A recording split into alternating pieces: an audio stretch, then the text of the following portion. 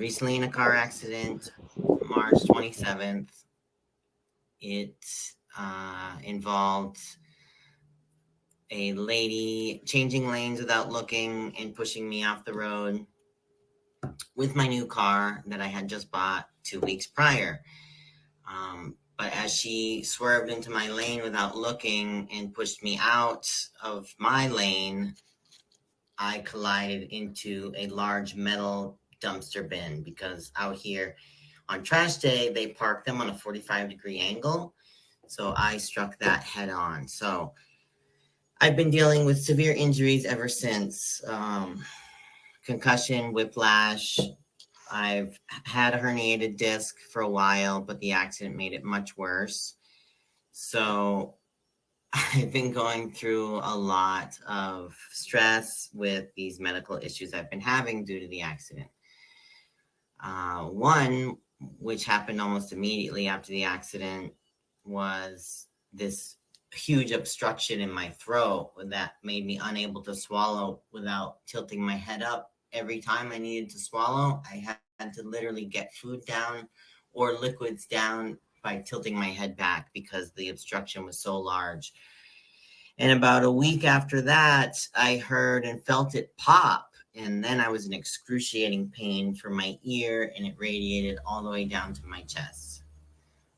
All the urgent cares were closed at this point. I was eating my last meal when it happened, and 99% lean ground turkey was what scratched it and popped the cyst. So I went to urgent care the very first thing next morning, and they misdiagnosed me with strep. Now, if you've ever had that test done, they have to send it out to the lab, and it takes like 3 to 4 days to get the results back. So the whole week I thought I had strep because I couldn't even swallow water. It was so painful. I couldn't even swallow water.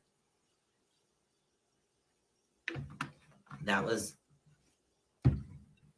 April 9th. I went to urgent care. Test comes back negative, no strep. So, okay. I'm like, well, why can't I swallow? Why does my throat hurt every time I swallow? Probably the week after that, I had an MRI for my neck from the car accident.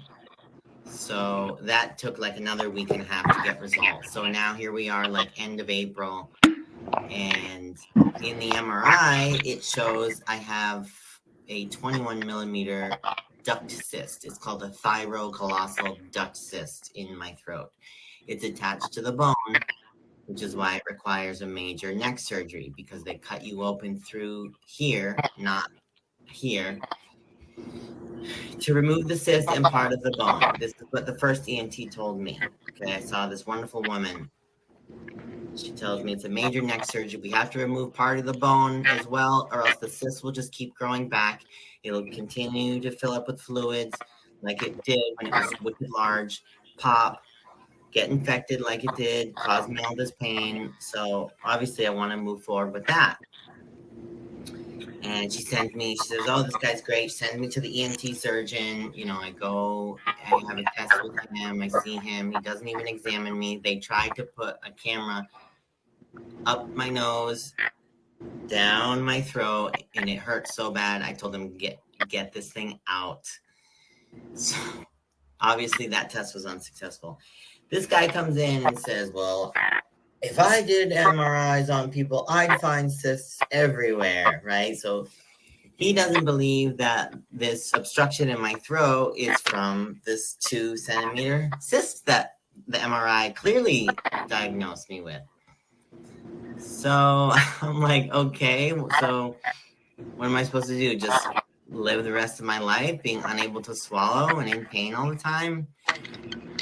If I do this surgery on you, you're going to come out of the surgery with the same exact symptoms, and I'm not going to do this unnecessary surgery. And it goes on, right? So I'm like, okay.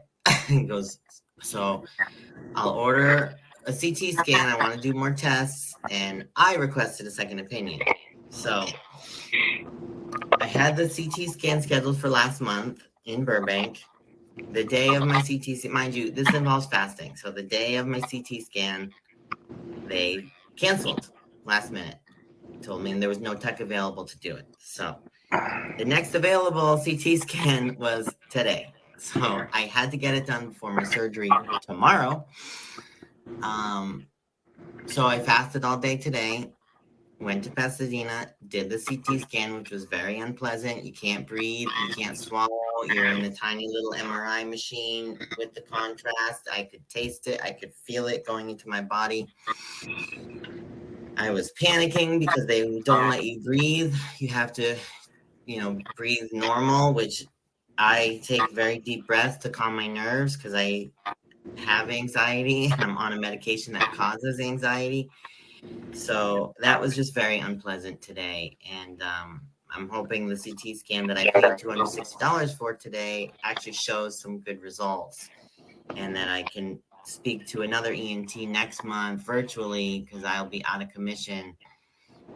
And hopefully he will have some common sense to properly diagnose me and get rid of this large cyst that I have in my throat. So that's one part of the medical update.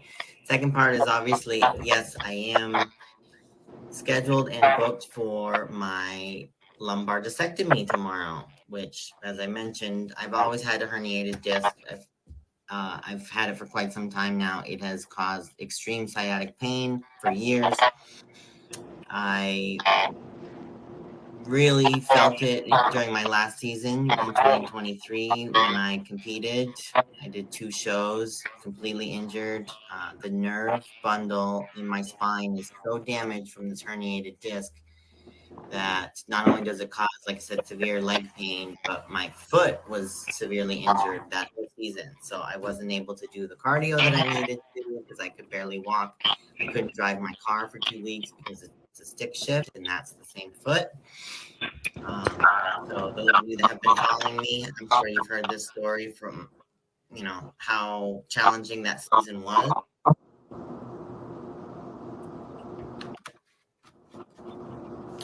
So last October, I had my first MRI on the low back. It discovered a 4 millimeter disc bulge between L4 and L5. And imagine a rope, which is your nerve bundle in your spine. It's called the spinal canal. That's where all the nerves live happily. Except when there is a disc bulge, it is entering the nerve canal. And so imagine like a jagged rock rubbing against this healthy nerve bundle. It's going to keep wearing and wearing and wearing down that nerve bundle to the point where it's like half of the size it used to be. So this hernia disc has completely deteriorated my nerve bundle. The disc itself is completely degenerated, which means it's not a healthy disc. There's not much left to it. So when I met my spine surgeon last December, because I had been going to physical therapy from July until yesterday was my last day of physical therapy. So I've been going to PT for this injury for almost a year. Because the car accident made it much worse, I continued to go to physical therapy. But prior to the accident, I had already been going to physical therapy. I started last July. I met my spine surgeon in December. I saw the MRI results. I have a very honest and caring surgeon, and I just told him I, want to try to continue training and doing what I'm doing with physical therapy, treating it that way. I didn't want an epidural, which is what the pain management that they recommended. I didn't want that. I didn't want pain pills. I didn't want any of that. I just wanted to be healthy. So moving forward, December to March 27th, when I got into the car accident, obviously it caused some major neck problems. I had a concussion. I was having such severe headache, and I never have headaches, and my migraines were so bad. I was vomiting twice. I was vomiting from the migraine, the concussion symptoms. So it was brutal, and on top of that, I was dealing with this whole throat issue. So the back obviously got worse from the accident as well. So I had another MRI on my neck and my back. Like I mentioned with the neck, discovering that 2 centimeter duct cyst in my throat.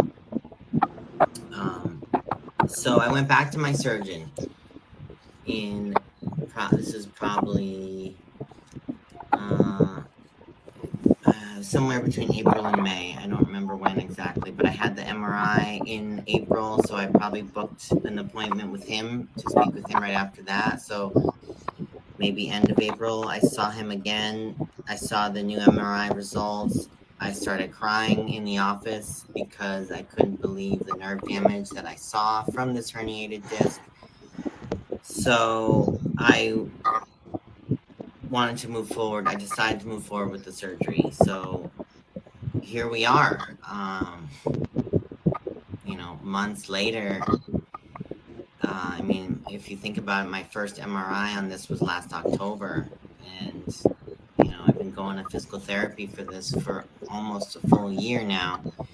So I made the decision, even though I don't feel in my heart like it's the right decision. Um, I just have so many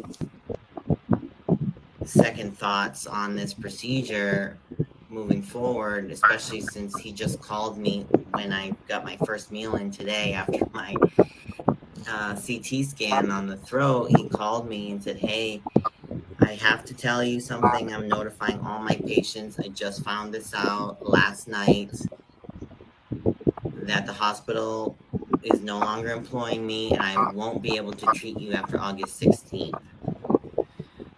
Thanks, girl."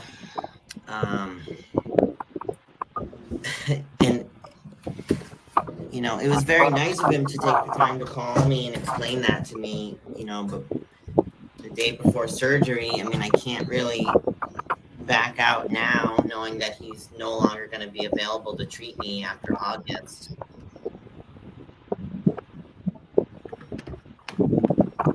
But I think the harder thing to accept was Monday when I went through all this pre-op registration nonsense.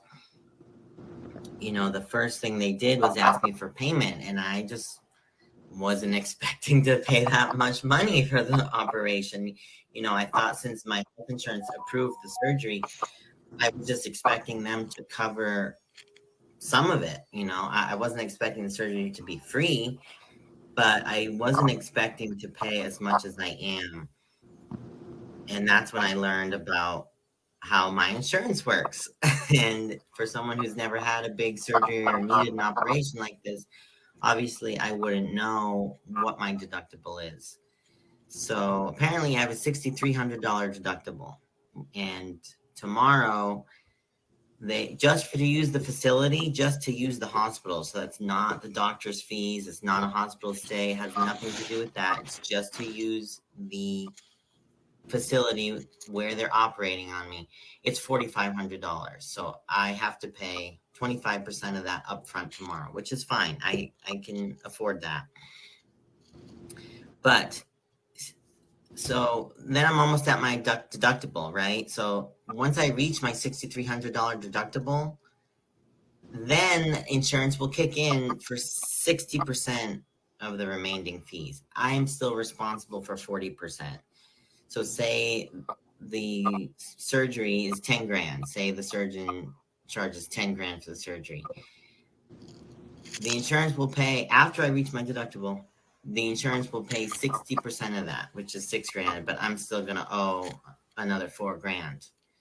So, we're looking at almost $900, $9,000 at this point. No, he's in network. It's just that our insurance sucks. It has a very high deductible, and I was unaware of that. And I had tried calling every number possible months ago when I committed to the surgery to find out how much this was going to cost me. Nobody got back to me. Nobody wanted to help me. Still, no, I just feel like nobody wants to help me because I was on the phone. I was on the hospital campus all day Monday, and I was on the phone with my insurance. I was on the phone with the doctor's office. I was on the phone with everybody I could possibly call to figure this out. And that's the straight answer that I got. So once I reach my $6,300 deductible, insurance will kick in, but not for 100%. Then they will pay 60% of it. I still owe the 40%.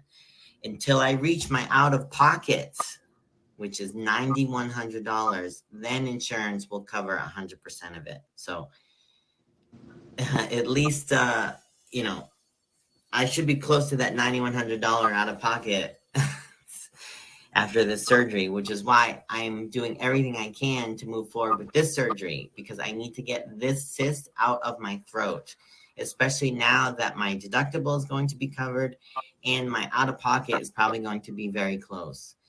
So I need to get this surgery done as soon as possible. And with this loser of a doctor who's telling me that I don't need surgery and that I'm going to have the same symptoms if he removes the cyst is just ridiculous. When the first ENT told me I need to have this major neck surgery to remove the cyst from my throat, because obviously the impact of the accident jolted the bone, which irritated the cyst, because the cyst filled up like 2 days after the accident and I couldn't swallow. I couldn't swallow without tilting my head back.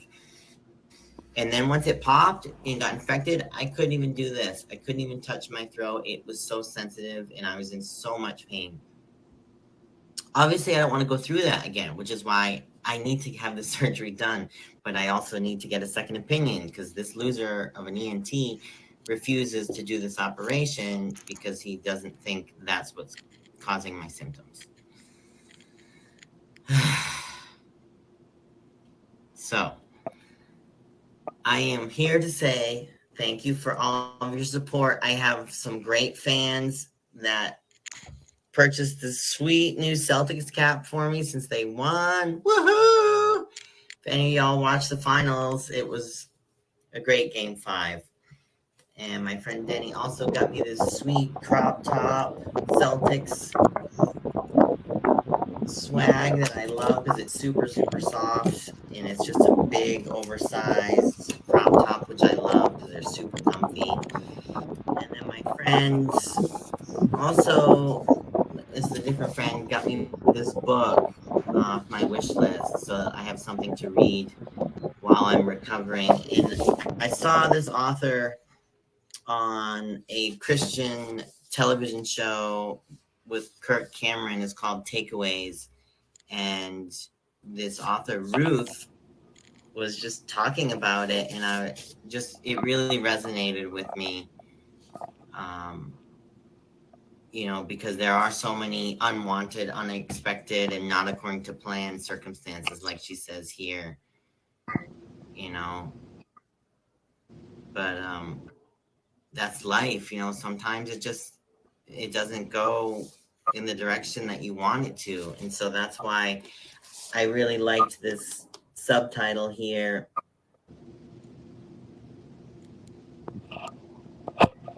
Thanks. Well, like I said, folks, I wanted to recognize Andrea, Andrea, because she's been on my channel before. We talked, and she's a great person.